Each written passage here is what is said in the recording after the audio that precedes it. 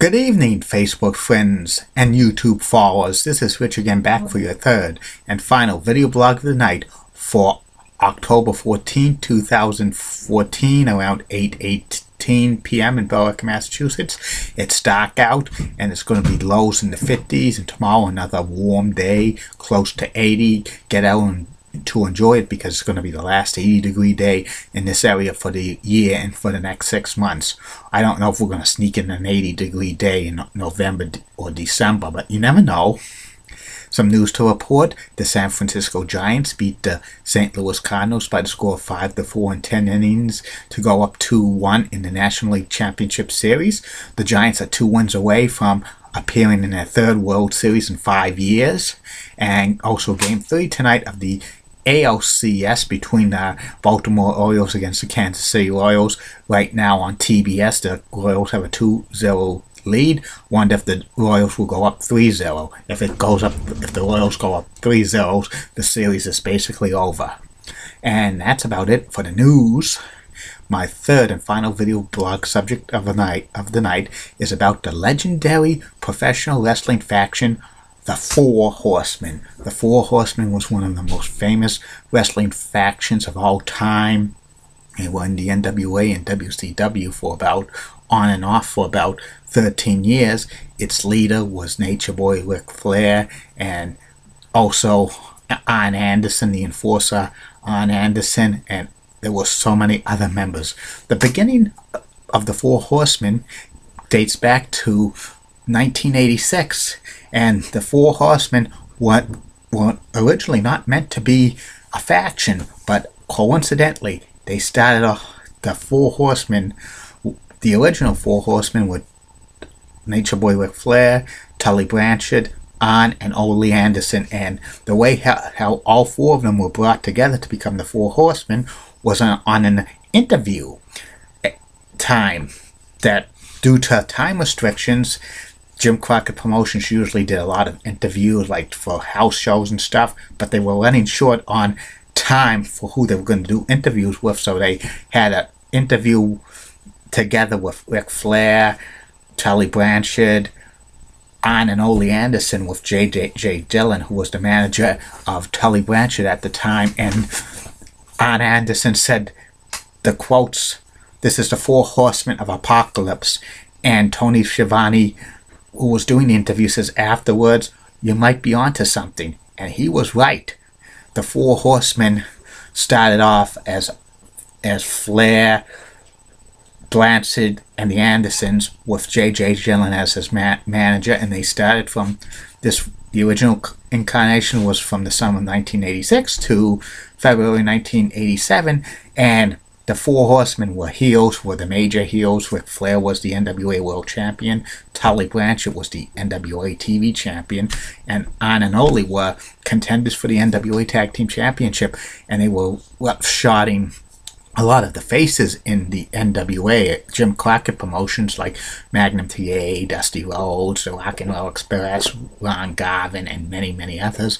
And the interviews with the Four Horsemen were legendary. Flair was all dressed up in a nice suit, and Tully was dressed up in like a casual suit as well, and some of the interviews they did were pretty good. And Arn and Ole weren't great as interviews, but like Arn was getting to be good, and Ole's Ole. And J.J. Dillon was a great manager for the Four Horsemen. Around February of 1987, Ole Anderson was kicked out of the Four Horsemen because he missed a few matches to see his son Brian wrestle amateurly in high school, and replacing Ole Anderson was Lex Luger. Lex Luger was the 1986 PWA Rookie of the Year. He wrestled in the Championship Wrestling from Florida, and he was called up to Jim Crockett's promotion. And in the first interview he conducted on World Championship Wrestling, the major show for the NWA and Jim Crockett Promotions, he says, "I want to be a horseman." And then he became a horseman after Ole was kicked out, and Luger was a good horseman. He won the U.S. title with being a member of the Horsemen, Flair, and was still NWA World Champion, and Tully and Arn were put together as a tag team, and they won the NWA World Tag Team Championship as a member of the Horsemen, and things were going good for the Horsemen in 1987. Flair lost the NWA World Championship to Ron Garvin, but he regained it at Starrcade 87, and Tully and Arn retained the NWA World Tag Team Champions against the Road Warriors at Starrcade 87, and Lex Luger lost to the American Elite Dream Dusty Rhodes at Starrcade 87 in a steel cage match. And this set up that Lex Luger got kicked out of the Horsemen because in a Bunkhouse Stampede Battle Royal, the final four were Tully, Arn, Lex Luger, and J.J. Dillon. Arn and Tully were through the eliminating themselves, like stepped over the top rope. And they wanted Luger to do the same in this Bunkhouse Stampede Battle Royal, but Luger threw J.J. Dillon out. He turned on the Horsemen, and he became a face. And the Horsemen needed to find a fourth member, so they tried to recruit Barry Windham. Barry Windham at first did not want to be a Horseman. He actually became sided with Lex Luger again, and they became tag team partners. And at the first Clash of Champions, Barry Windham and Lex Luger beat Arn and Tully for the NWA World Championship. But a few weeks later, Barry Windham turned on Lex Luger during a tag team match for the NWA World Tag Team Championship against Arn and Tully, and he helped Arn and Tully regain the World Tag Team Champions of the NWA. And Barry Windham was the new Four Horsemen, and Flair and J were congratulating Barry along with Tully and Arn. And this version of the Four Horsemen were probably the best one. This version of the Four Horsemen lasted from April of 1988 to September 1988, and this is when Flair was the NWA World Championship, Arn and Tully were the NWA Tag Team Championship, and Barry Windham won the U.S. title in a tournament in Houston, Texas. This version of the Four Horsemen held all the gold. This was probably, in my opinion, the best Four Horsemen, but good things must come to an end. In September of 1988, Arn and Tully dropped the NWA World Tag Team Championships to Midnight Express at a house show, and they gave notice to go to the WWE, and they were requesting the Brainbusters, and the Four Horsemen were no more. It was Flair and Windham and J.J. Dillon managing them, and there were rumors who was going to be the next two Horsemen. There was one rumor circulating around that the Road Warriors, who just turned heel and became NWA World Tag Team Champions, beating the Midnight Express, were going to be the new Horsemen, but that would have caused a lot of problems because the Road Warriors had Paul Ellering and like the Horsemen had J.J. Dillon, and that would have been a short-lived Horseman, in my opinion, because the Road Warriors, even though they were heels, they were cheered a lot, and you couldn't have Flair and Windham get cheered as well. So that was a rumor. Also, there were other rumors that going around that Butch Reed, Hacksaw Butch Reed, was going to be a member of the Horsemen. He was managed by J.J. Dillon. Also, during a tag team match in like January 1989, Kendall Windham turned on his partner Eddie Gilbert against Barry and JJ on Worldwide Wrestling, and there was rumors that Kendall Windham was going to be a Horseman, but those things never came to be. I don't think a Horseman with Flair, the Windham brothers, and Butch Reed would have been great, because they wouldn't. They would have been one of the worst factions of all time. And anyway, eventually J.J. Dillon left the NWA to become Vice President Talent Relations of the WWE around this time as well. And also, Flair and Windham got a new manager, Hiro Matsuda, but he basically didn't speak too good of English, so he couldn't do good on promos. And also, there was also another rumor going around that Michael Hayes was going to be part of the so-called Four Horsemen, but it never came to be. And then this is when the time Windham left NWA to go to the WWE as the Widowmaker, Barry Windham, and the whole Horseman thing was dropped afterwards. And for the next 10 months, there was no Four Horsemen in the NWA, which then evolved into WCW. Ric Flair changed from heel to babyface, and he had a feud with Terry Funk over the NWA World Championship. And this is when around October of 1989, there was reports going around that Arn Anderson and Tully Blanchard gave notice to the WWE that they were leaving to come back to WCW, and WCW signed Tully Blanchard and Arn Anderson to a big contract, $250,000 a year. But there was one problem. There was a drug test for WWE in October of 1989. It was kind of mandatory, and then Tully Blanchard took the drug test. He flunked. He was immediately fired. He immediately was fired from WWE. He didn't finish the rest of the dates.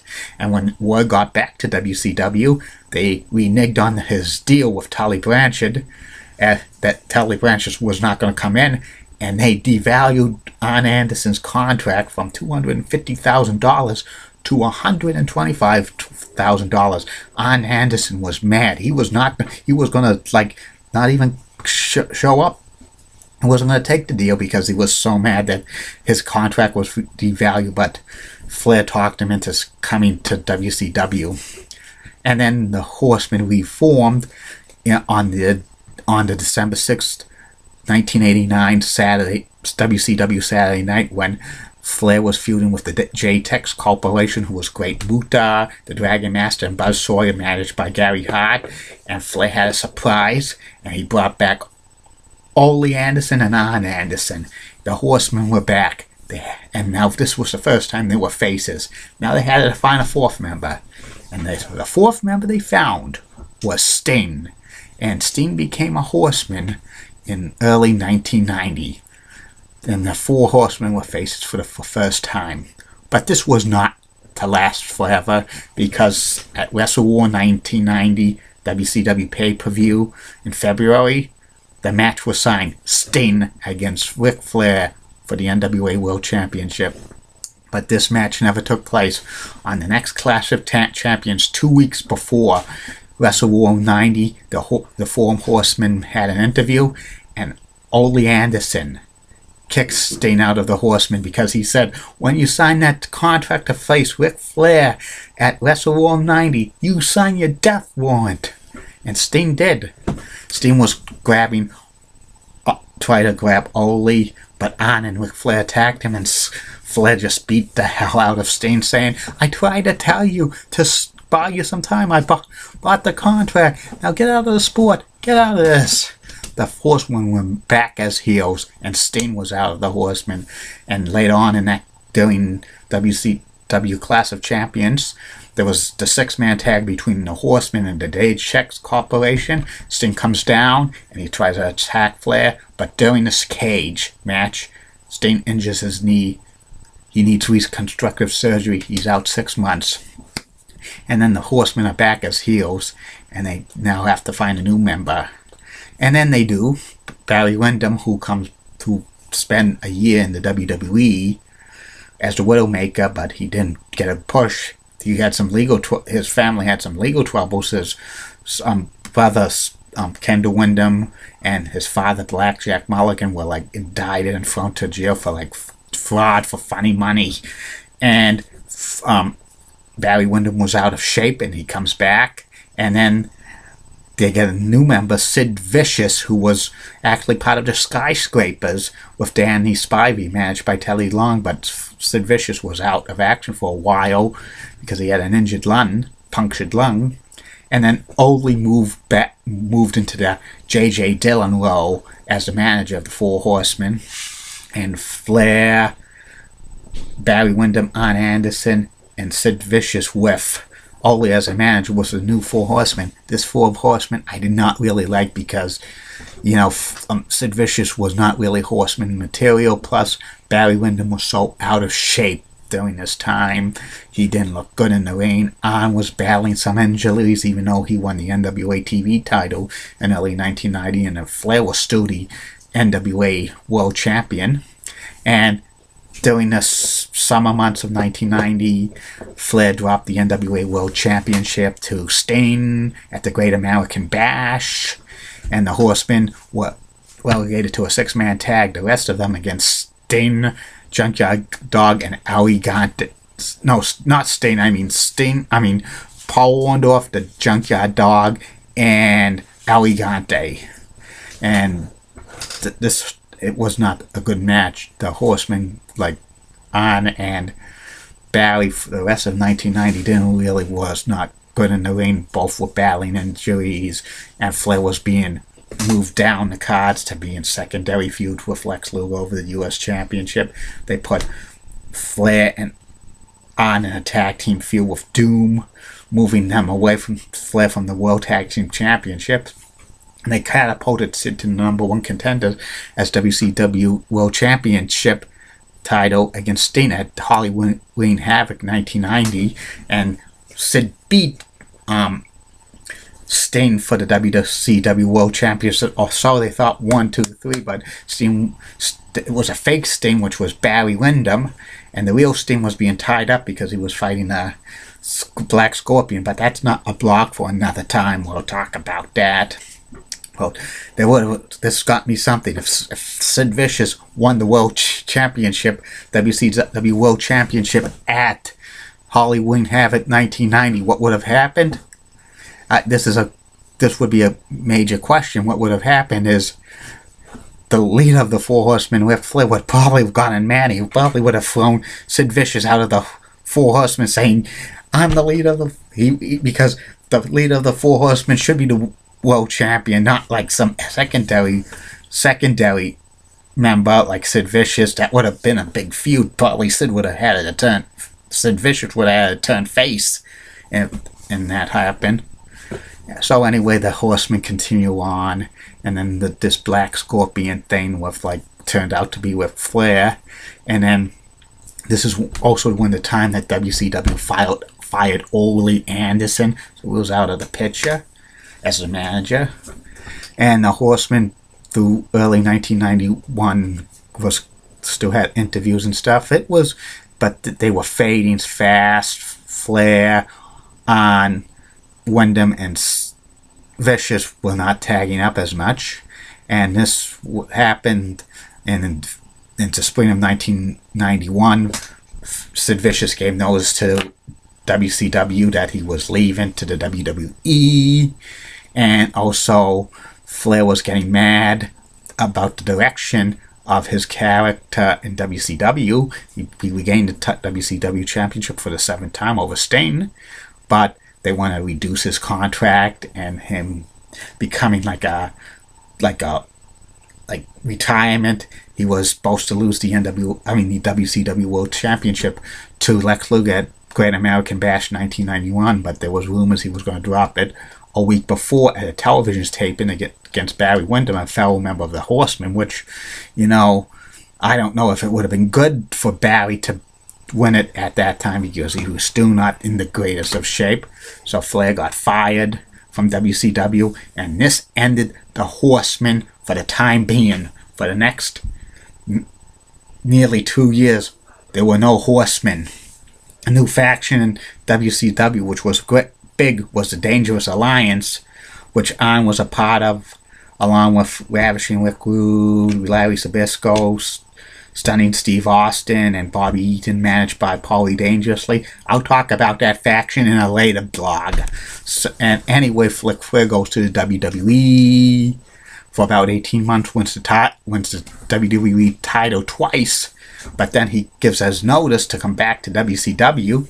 And there's also rumors that a new the Horsemen would get back together with Ric Flair, Arn Anderson. Ole Anderson was rehired by WCW back in 1992 as a special troubleshooting referee, but actually he worked backstage at the power plant, and they were going to bring back Tully Blanchard as the member of the back with the member of his Four Horsemen, the original Four Horsemen.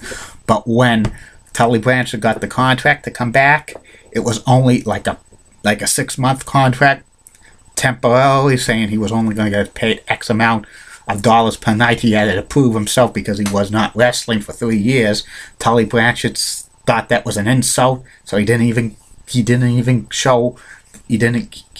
the offer. I think WCW did that because of what happened 4 years earlier when he flunked the drug test in WWE. They probably wanted to prove himself he wasn't on drugs again, or like reliable, but Tully Blanchard thought that was an insult. He didn't show up. So the 4th member of the Four Horsemen on Slamboree 1993 was Paul Roma. Paul Roma was famous for being a jobber to the stars in the WWE most of his career. He had some success with the tag team with the Young Stallions, with Jim Powers, and then a new tag team called Power and Glory with Hercules, managed by Slick.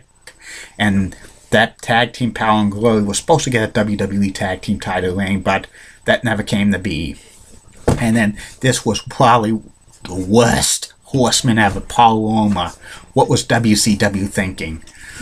Roma and Anderson won the WCW World Tag Team Championship for about 2 months in summer of 1993, but they lost it to the Nasty Boys. Flair became NWA World Champion again for the 10th time or something, but this is when the NWA finally withdrew from WCW because of they didn't get notification, because for Fall Brawl pay-per-view 1993, Flair was going to lose it to Rick Rude, but WCW did not notify NWA about that child change. When NWA heard about that, they didn't approve of it. They withdrew the NWA title from WCW for good, so they had to call that belt the Big Gold Belt. And then later on in the year, Paul Roma turns heel during a tag team match. He was teaming with Eric Watts against Stunning Steve Austin and Paul Mr. Wonderful Orndorff on WCW Saturday Night. And that ended this version of the Horseman, which was, I really want to consider it a version of the Horseman. So in the next 2 years, the Horseman concept is gone again, but it got revived in October of 1995. This is during the time when Ric Flair feuded with Arn Anderson, and they had a classic match at Fall Brawl 1995, but Flying Brian Pillman interfered, and then Flying Brian was aligned with Arn Anderson, and both were heels. This is when Pillman was starting his loose cannon gimmick, and then Flair was pleading with his longtime rival Steen to be tag team partners. Steen rejected many times, saying, "You're going to turn on me, you're going to turn on me." Flair had to plead with him. He had to bring little Steeners just to say, "Be my tag team partner against Anderson and Pillman at Halloween Havoc 1995. Steen said, "I'll give you the benefit of the doubt, but if you cross me again, you'll have hell to pay." And when they have the tag team match at Halloween Havoc 1995, Pillman and Anderson against Steen and Flair, Flair is supposedly injured. And then when he comes back in for the tag, he was in street clothes. Steen tags Flair in, and then Flair turns on Steen. It was a setup. Flair, Pillman, and Anderson were part of an alliance, and now they needed a 4th member. And the 4th member they had was the crippler, Chris Benoit. He existed, my friends. He existed. He existed. He's not like what the WWE, he says he's erased from history. Chris Benoit really existed, and he was a member of the Four Horsemen. And this version of the Four Horsemen were pretty good. Flair regained the WCW World Championship at Starrcade 1995, beating Macho Man Randy Savage, and Flair had a little of alliance, was managed by the Mouth of the South Jimmy Hart. The Mouth of the South Jimmy Hart was manager of the faction called the Dungeon of Doom, a fellow heel faction with Kevin Sullivan, the Giant, Lex Luger, One Man Gang, Shark, Zodiac, and a bunch of others, and the Dungeon of Doom and the Horsemen were having a little kind of a corporation faction that were trying to merge together. And then this is when the rumors that like Pillman was getting more and more taking his loose cannon gimmick to the extreme. They were, and his contract was up by WCW.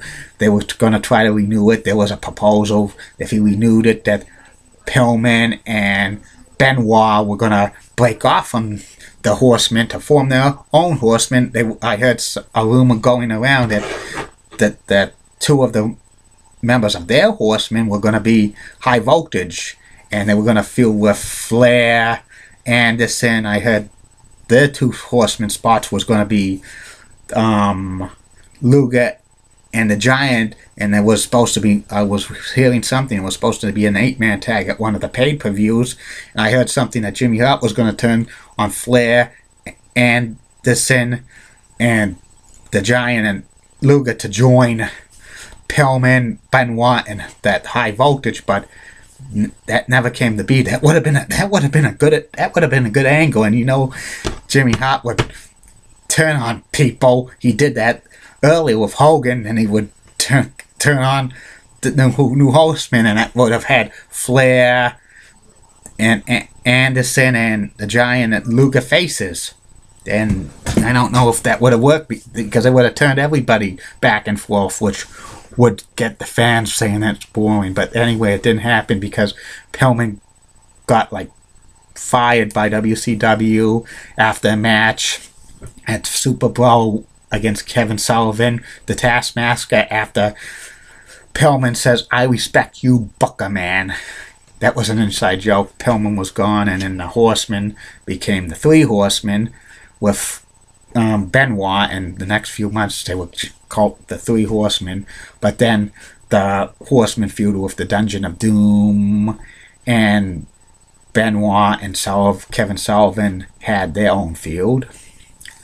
And they had it started at Great American Bash 1996, where Sullivan and Anderson were kind of aligned together, and something tells me that Benoit was going to probably be thrown out of the Horsemen, but Benoit beat Sullivan 1, 2, 3 in a false count anyway, and then Arn Anderson comes down. They thought he was going to beat up on Benoit, but he attacked Sullivan, and the Horsemen were back together. Him and Anderson and Flair, they needed one more member, and the fourth member was Steve McMichael's a football player. And former football player in the NFL, he and Kevin Green had a tag team match on the Great American Bash 1996 against Flair and Anderson, and halfway through the match, like, Mongo McMichael's wife at the time, Deborah McMichaels, had a briefcase, and it had a Four Horsemen t-shirt, and then he knocks out Kevin Green, and Mongo becomes the new member of the Four Horsemen. And this is when the Four Horsemen faction jumps the shark, goes downhill. Flair, like, during this time, he gains the World U.S. title, but it was a few months until he needed surgery. Also, a new faction, the NWO, was coming around. Arn Anderson got injured. His career was over. And, like, Mongo McMichaels was a decent wrestler, but he was 39 years old. It wasn't a long-term career for him. Benoit was feuding with Kevin Sullivan. Flair was on the shelf for over 6 months. Anderson's career was over. They tried to bring, like, Jeff Jarrett to become a Four Horseman, but that didn't work. And then they tried Mr. Perfect, Kurt Hennig, to become a Horseman. It was one of the most memorable interviews of all time on a Monday Night Show in August of 1997, when Arn Anderson had announced his retirement because one of his arms has no feeling in it. He can't wrestle again. So he said to Kurt Hennig, "I'm not giving any spot. I'm giving you my spot as the enforcer of the Four Horsemen." And Kurt Hennig accepted. So it was Kurt Hennig, Ric Flair, Chris Benoit, and Mongo McMichaels as the Horsemen, and they faced off against the NWO in Fall Brawl, the War Games, in 1997. And supposedly Kurt Hennig got injured, and when before the the war games, and they thought he wasn't going to participate, and he comes in as the fourth, like the last guy in the war games at Fall Brawl 1997, and he turns on the Horseman, and he joins the NWO, and they beat up Ric Flair, bloodied him and the rest of the Four Horsemen and stuff like that. And then the Four Horsemen get put on the shelf again. It gets disbanded again. They try to revive the Four Horsemen one more time in WCW in September of 1998 with Ric Flair, Chris Benoit, Mongo McMichaels, and Dean Malenko. That was the last version of Four Horsemen, and this Four Horsemen kind of faded away quickly. The Four Horsemen were the greatest faction of all time. I think from 1986 to 1988, 89 was the best version of the Four Horsemen. The ones in the 1990s just weren't very good. They were interchangeable. The direction of the Four Horsemen with the WCW booking committee was not the best. I think they peaked around 1988, 89, and they went to the well too many times with the Horseman concept. And basically after, when the factions like the Dungeon of Doom and the New World Order happened, the Horsemen were passé. But I think they're the best faction in the history of professional wrestling, and there was a DVD about them, Ric Flair and the Four Horsemen, produced by WWE Home Video in 2007. I have a copy. It's one of the best DVDs of all time. So if you have it, good for you. Watch it. It's great. It's one of the greatest DVDs of all time. And this is the longest video blog I've ever did, over 30 minutes. And this is a good subject about to do it with the Four Horsemen. And that's about it on that. I'll be back tomorrow for at least 3 more video blogs. My video blogs tomorrow will be the 10 greatest closers in Major League Baseball history. Also my Week 7 NFL predictions. And the third and final video blog will be a surprise. Your Facebook friends and you friends. It's going to be my final status. And don't forget, coming soon to this video blog is personality profiles about Julie Broughton, Local News 6 traffic reporter on the weekdays. She has nice legs and a great smile. Heidi Lee Platt, who has the nicest legs in the world and a great smile. Janelle Tobin, Crystal Pistol, Dee Patel, Bruce Cronin, Tony Ramos, Donald Beauregard, and Angelo, a guy who comes in the market basket and spends hundreds of dollars on scratch tickets, and he wins nothing, and more. So, good night, Facebook friends and YouTube followers. See you tomorrow, and don't forget, send me some questions and answers for a future video blog, okay? Bye now. See you tomorrow.